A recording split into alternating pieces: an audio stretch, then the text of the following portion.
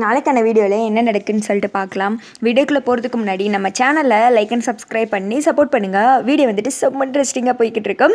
First சீனில் வந்துட்டு நகையை காணும்னு சொல்லிட்டு பாட்டி வந்துட்டு பதறிடுறாங்க. என்னது நகையை காணுமா அப்படின்னு சொல்லிட்டு வீட்டில் இருக்கவங்களாம் ஷாக் ஆகி போய் பார்த்துக்கிட்டு இருக்காங்க.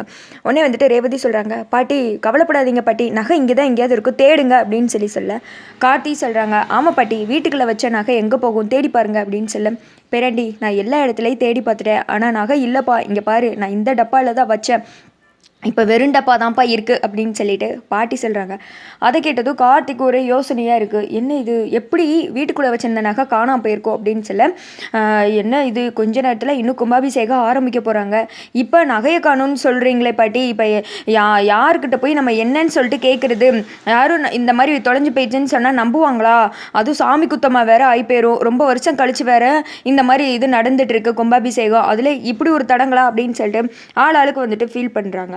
அப்போ கார்த்தி வந்துட்டு அப்படியே ஒரு மாதிரி யோசனையில் இருக்க. பாட்டி வந்துட்டு, அப்பா முருகா உனக்கு வந்துட்டு இறக்கமே இல்லையா, இப்போ தான் கஷ்டப்பட்டு என் பையன் இந்த கும்பாபிஷேகத்துக்கு வந்திருக்கான், இந்த கும்பாபிஷேகத்தை நல்லபடியாக நடத்திடணும்னு சொல்லிட்டு ஊர்க்காரங்களும் கஷ்டப்படுறாங்க, ஆனால் இப்படி நகையை பறி கொடுத்துட்டு நான் நின்றுட்டுருக்கனே, ஏதாவது ஒரு வழி காட்டு அப்படின்னு சொல்லிட்டு பாட்டி புலம்புறாங்க. இங்கிட்டு வந்துட்டு கார்த்தி சுற்றி முற்றி பார்க்காங்க. அப்போது வந்துட்டு ஒரு கருப்பு கயர் மாதிரி இருக்குது, அதில் வந்துட்டு ஒரு கொம்பு மாதிரி இருக்குது, இந்த இப்படி ரெண்டு பக்கமும் கொம்பு மாதிரி இருக்குல்ல அது மாதிரி கிடக்கு. கார்த்தி வந்துட்டு அதை பார்த்ததும் டவுட்டில் வந்துட்டு கையில் எடுத்து பார்க்குறாங்க.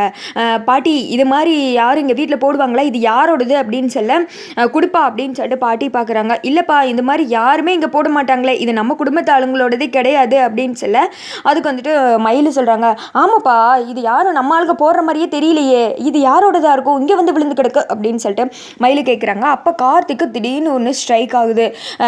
அதாவது கும்பாபிஷேகம் நடக்கிற இடத்துல வச்சுட்டு ஒருத்தன் ரவுடி மாதிரி இருப்பான், அவன் வந்துட்டு கார்த்தியை இடிச்சுட்டு போயிருப்பான், அதாவது இந்த நகை எடுத்தாம்ல அவன் தான், அது வந்துட்டு நம்ம வர்தா போலீஸோட ஆளு தான், அப்பையிலேருந்து தான் இவங்களை வேவு பார்த்துட்டு இருக்காங்கல்ல.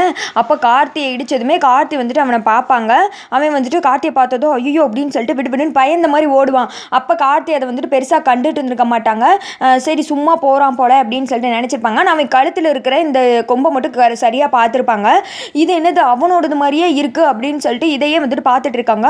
அப்போது மயில் சொல்கிறாங்க, என்னப்பா நீ இதையே பார்த்துட்டு இருக்க, நகை இப்போ தொலைஞ்சு போயிடுச்சு, கும்பாபிஷேகத்துக்கு வேறு இப்போ நகையை கேட்பாங்களேப்பா அம்மனுக்கு போடணும்னு சொல்லிட்டு, இப்போ நம்ம என்ன பண்ணுறது அப்படின்னு சொல்ல எவனோ ஒருத்தர் வீட்டுக்குள்ளே வந்து வேணும்னே நம்ம நகையெல்லாம் எடுத்துகிட்டு போயிருக்கான், சாமி நகையை, இது அவன் கழுத்தில் போட்டிருந்தது தான், நான் இது கும்பாபிஷேகத்தில் வச்சு அவனை பார்த்தேன் அப்படின்னு சொல்லிட்டு கார்த்தி சொல்கிறாங்க. அதை கேட்டதும் எல்லாருமே ஷாக் ஆகிடுறாங்க. இது வீட்டில் வந்து திருடிட்டு போயிருக்காங்களா, ஆனால் எதுக்கு அப்படின்னு சொல்லிட்டு ரேவதி கேட்குறாங்க. எல்லாம் நம்ம குடும்பத்தை பழி வாங்கணும் அப்படின்னு தான், இந்த நகையை மட்டும் சாமிக்கு போடலாட்டி கெட்ட பேர் தானே வரும் நம்ம குடும்பத்துக்கு, அதனால தான் இதெல்லாம் பண்ணுறாங்க அப்படின்னு சொல்லச்சே, இப்படி இல்லாமல் பண்ணுவாங்க, சாமி காரியத்தோட விளையாடலாமா, சரி இந்த மனுஷங்களாம் ஏன் தான் இப்படி இருக்காங்களோ, ஏன் தான் அவங்களுக்குலாம் இப்படி இது பண்ணுதோ அப்படின்னு சொல்லிட்டு நம்ம ரேவதி எல்லாருமே வந்துட்டு திட்ட ஆரம்பிக்கிறாங்க. அடுத்து வந்துட்டு கார்த்தி சொல்கிறாங்க, இனி பேசியெல்லாம் பிரயோஜனம் கிடையாது, எப்படியாவது அவனை கண்டுபிடிச்சு அவன்கிட்ட இருந்து நகையை வாங்கணும். அப்போ மயில் சொல்கிறா, ஏப்பா வச்சிருந்த நகையை அவன் வச்சிருந்தா சரி, எங்கேயாவது கொண்டு போய் வித்துட்டா இல்லைனா அடை வச்சுட்டானா என்னப்பா செய்யுது அப்படின்னு சொல்ல வேமா அதுக்குள்ளே அவனை பிடிக்கணும் வாங்க அப்படின்னு சொல்லிட்டு கார்த்தி வந்துட்டு அவனை தேடி தான் போகிறாங்க. அப்போ வந்துட்டு வீட்டில் பாட்டி வந்துட்டு புலம்பிகிட்டே இருக்காங்க, ஐயோ இப்படி ஆயிடுச்சே, இனி என்ன தான் பண்ண போகிறேன்னு தெரியல, இன்னும் கொஞ்சம் நேரத்தில் ஊர் மக்கள்லாம் நம்ம வீட்டுக்கு வந்துடுவாங்க, இப்போ நான் என்னன்னு சொல்லி அவங்கக்கிட்ட சமாளிப்பேன் அப்படின்னு சொல்லிட்டு பாட்டி வந்துட்டு புலம்பிகிட்டு இருக்கு.